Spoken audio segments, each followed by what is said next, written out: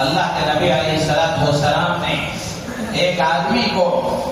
یہ کہتے ہوئے سنا، الحمدللہ علی الاسلام،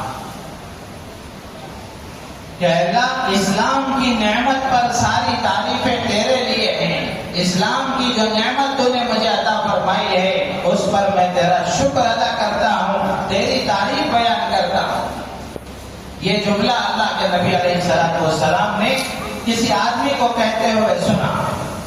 تو اللہ کے نبی علیہ السلام نے جواب میں فرمایا کہ انک لتحمد علی نعمت عظیمۃ، اللہ کے نبی علیہ السلام نے اس آدمی سے فرمایا کہ تم اللہ کی ایک بڑی نعمت پر اللہ کا شکر ادا کر رہے ہیں۔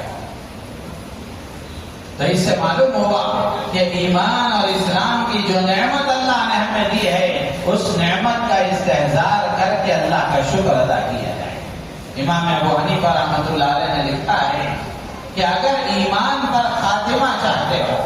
اور ایمان پر موت چاہتے ہو، ایمان والی موت چاہتے ہو، تو ایمان کی نعمت پر شکر ادا کرنے کی عادت ڈالو۔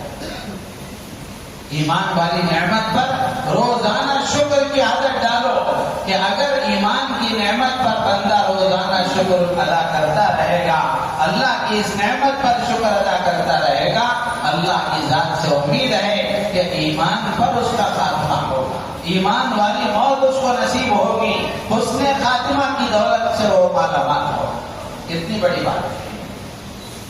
تو اس لیے میرے عزیز دوستو بزرگوں، ایمان اسلام کی نعمت سب سے بڑی نعمت ہے، روزانہ اس کا احساس کر کے اللہ سے اللہ کا شکر ادا کیا جائے۔